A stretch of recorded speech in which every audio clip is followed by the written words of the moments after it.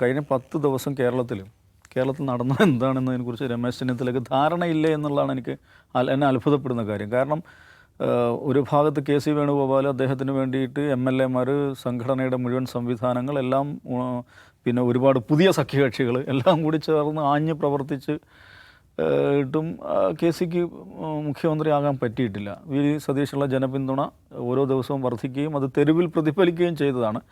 ആ എല്ലാ 10 ദിവസത്തെ നാടകീയതകൾക്കൊടുവിലാണ് അദ്ദേഹത്തിൻ്റെ പേര് ഔദ്യോഗികമായിട്ട് AICC നേതൃത്വം പ്രഖ്യാപിക്കുന്നത്. എന്നതിന് ശേഷവും ഞാനായിരുന്നു മുഖ്യമന്ത്രിയാകേണ്ടിയിരുന്നത് എന്ന് പറഞ്ഞിട്ട് ഈ ചെന്നിത്തല പിണങ്ങി നിൽക്കുകയാണെങ്കിൽ അദ്ദേഹത്തിന് കേരളത്തിൽ ഗ്രൗണ്ടിൽ എന്താണ് നടക്കുന്നത് എന്നതിനെക്കുറിച്ച് ഒരു ധാരണയുമില്ല എന്നാണ് അതിൻ്റെ അർത്ഥം. അദ്ദേഹം സ്വയം വില കളയുകയാണ് ചെയ്തിരിക്കുന്നത്. പക്ഷേ ഇപ്പോൾ അതൊരു ഒരു മികച്ച മിനിസ്റ്റീരിയൽ പോർട്ട്ഫോളിയോ, മിനിസ്റ്റീരിയൽ ബർത്തിന് വേണ്ടിയുള്ള ഒരു ബാർഗൈനിങ് ആണ് അദ്ദേഹം നടത്തിക്കൊണ്ടിരിക്കുന്നതാണ് മനസ്സിലാവുന്നത്. മുഖ്യമന്ത്രിയായ സമയത്തും രമേശ് ചെന്നിത്തല അതെ, അന്ന് അദ്ദേഹത്തിൻ്റെ പൊളിറ്റിക്കൽ ലൈഫിലുണ്ടാക്കിയ ആഘാതം അദ്ദേഹം ഓർക്കണം. അന്ന് ആ ഒരു ബാർഗൈനിങ് നടക്കുകയാണ്. അതിന് ശക്തി പകരാൻ വേണ്ടിയിട്ട് പെരുന്നയിലെ പോപ്പ് വളരെ സുപ്രസിദ്ധമായ താക്കോൽധാര ശസ്ത്രക്രിയ നടത്തിയത്. ആ താക്കോൽധാര ശസ്ത്രക്രിയയാണ് പിണറായി വിജയൻ്റെ അദ്ദേഹത്തിൻ്റെ രമേശ് ചെന്നിത്തലയുടെ പൊളിറ്റിക്കൽ കരിയറിൽ ഏറ്റവും ആഘാതം ഉണ്ടാക്കിയത്, ഏറ്റവും ഡാമേജ് ഉണ്ടാക്കിയത്. അദ്ദേഹം ഇന്നും അത് തിരിച്ചറിഞ്ഞില്ലെങ്കിൽ അദ്ദേഹത്തെക്കുറിച്ച് കഷ്ടം എന്നേ പറയാൻ പറ്റുള്ളൂ. കാരണം നോക്കൂ, കേരളത്തിൽ ഈ 10 ദിവസം ഉണ്ടായത് എന്താണ്? ആ സർവ്വനാടകീയതകൾക്ക് ശേഷവും ഇത് പ്രഖ്യാപിക്കപ്പെട്ട ശേഷം കെ സി വേണുഗോപാൽ ഡൽഹിയിൽ മാധ്യമങ്ങളെ കണ്ടിട്ട് സംസാരിച്ച രീതി നൗഫൽ കണ്ടില്ല? എത്ര മനോഹരമായിട്ട് ഒരു ഉയർന്ന നേതാവ് എങ്ങനെ സംസാരിക്കണം എന്ന് അദ്ദേഹത്തിന് വിഷമവും കാര്യങ്ങളൊക്കെ ഉണ്ടാകും. പക്ഷേ നേതൃസ്ഥാനത്തിരിക്കുന്ന ഒരാൾ ഈ ഘട്ടത്തിൽ എങ്ങനെയാണ് ജനങ്ങളോട് സംസാരിക്കേണ്ടതെന്നതിനെക്കുറിച്ച് മികച്ച ധാരണ കെ സി വേണുഗോപാൽ ഉണ്ടായിരുന്നു. വളരെ പെർഫെക്റ്റ് വേർഡിങ്സ് എന്ന് പറയാവുന്ന നിലയിലാണ് അദ്ദേഹം അവിടെ സംസാരിച്ചത്. അത് എഗൻ പാർട്ടി കാഡർ, കോൺഗ്രസ് പ്രവർത്തകരെ സംബന്ധിച്ചത്, UDF-നെ സംബന്ധിച്ചിടത്തോളം വലിയ ആശ്വാസവും ആത്മവിശ്വാസവും ഉണ്ടാക്കുന്നൊരു സംഗതിയായിരുന്നു.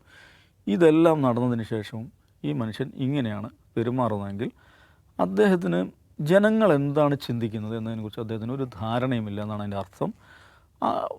വളരെ ലളിതമായി പറഞ്ഞാൽ സംഗതി വളരെ ബോറായി പോയിട്ടുണ്ട്.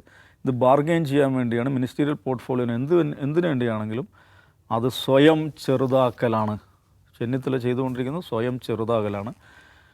അതാണ് അതേക്കുറിച്ച് പറയാനുള്ളത്. ഞാൻ പറഞ്ഞു വെച്ചാൽ ഈ വി ഡി സതീശൻ സ്വാഭാവികമായിട്ടും ഒരു പുതിയ വി ഡി സതീശനെ കുറിച്ച് നമ്മൾ മനസ്സിലാക്കണം. അദ്ദേഹം KSU പ്രസിഡൻ്റ് ആയിരുന്നില്ല, യൂത്ത് കോൺഗ്രസ് പ്രസിഡൻ്റ് ആയിരുന്നില്ല, PCC പ്രസിഡൻ്റ് ആയിരുന്നില്ല, മന്ത്രിയായിരുന്നില്ല. ഇതൊന്നും ആകാത്ത ആളാണ് മുഖ്യമന്ത്രിയാകാൻ പോകുന്നത്. എനിക്ക് തോന്നുന്നു അങ്ങനെ ഒരു അനുഭവം അപൂർവമായിരിക്കും കേരളത്തിൽ അങ്ങനൊരു സിറ്റുവേഷൻ ഉണ്ടാകുന്നത്. അദ്ദേഹം കുറേ ഐഡിയാസ് ഉള്ള ആളാണ്. പലതരം ഐഡിയകൾ, വ്യത്യസ്തമായ ഐഡിയകൾ കുറേ കാലമായി ജനങ്ങളോട് സംസാരിച്ചു കൊണ്ടിരിക്കുന്ന ആളാണ്. അപ്പോൾ സ്വാഭാവികമായിട്ടും അതിൻ്റെ ഒരു ആവേശവും ഇതൊക്കെ കാണും. അത് അദ്ദേഹത്തിൻ്റെ പ്രവർത്തനങ്ങളുണ്ടാവും. അതിൻ്റെ ഭാഗമായിട്ടാണ് ഈ സന്ദർശനങ്ങളൊക്കെ.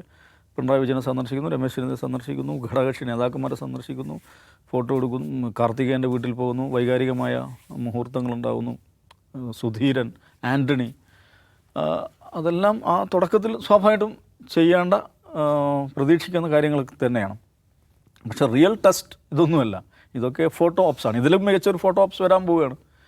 കെ സി വേണുഗോപാൽ ഇവിടെ ലാൻഡ് ചെയ്യുന്നു, വി ഡി സതീശൻ കെ സിയെ പോയി കാണുന്നു, അവർ ഹഗ് ചെയ്യുന്നു. സ്വാഭാവികമായിട്ടും അതായിരിക്കും ഏറ്റവും സ്പെക്ടാക്കുലർ ഇവൻറ്റ്. ഈ ടോട്ടൽ എപ്പിസോഡിലെ ഏറ്റവും സ്പെക്ടാക്കുലർ ആയിട്ടുള്ളൊരു സംഭവം അതായിരിക്കും.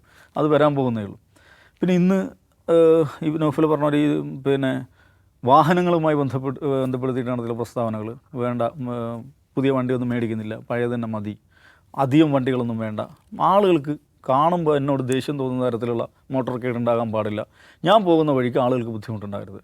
അതൊക്കെ കഴിഞ്ഞ 10 വർഷം മലയാളികൾ കണ്ട ചില കാഴ്ചകളുണ്ട്. അതിൻ്റെ കൂടെ പശ്ചാത്തലത്തിലാണ് അത് പറയുമ്പോൾ അദ്ദേഹം എഗൻ പറയുന്നു, ഞാൻ മുമ്പ് ചെയ്ത ആളെ മുമ്പാരെങ്കിലും എന്തോ ചെയ്തുള്ളതിനെ പരിഹസിച്ചുകൊണ്ടല്ല, എനിക്കിത് വേണ്ട, ഞാൻ പരമാവധി കുറച്ച് വാഹനങ്ങൾ എത്രയോളം കുറക്കാൻ പറ്റുക അത്രയും മതി എൻ്റെ മോട്ടോർ കേഡിൽ എന്നുള്ള നിലക്ക് അദ്ദേഹം സംസാരിക്കുന്നു. ദാറ്റ്സ് അഗൈൻ ആളുകൾക്കൊരു പോസിറ്റീവ് മെസ്സേജ് കൊടുക്കുകയാണ്. പക്ഷേ ഞാൻ പറഞ്ഞത് റിയൽ ടെസ്റ്റ് ഇവിടെ ഒന്നുമല്ല, വരാനിരിക്കുന്ന ദിവസങ്ങളിലാണ്. മുഖ്യമന്ത്രി എന്നുള്ള നിലക്ക് അദ്ദേഹം എങ്ങനെ പെർഫോം ചെയ്യുന്നുള്ളതാണ്.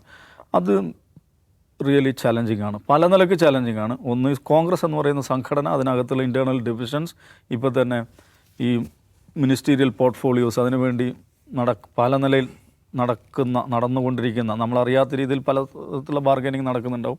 രമേശ് ചെന്നിത്തല പോലുള്ള ആളുകൾ അവർ മടപിടിച്ചിരിക്കുന്നുണ്ട്. ടഫ് ബാർഗൈനിങ് ആയിരിക്കും അവർ നിശ്ചയമായിട്ട് നടത്തുന്നുണ്ട്.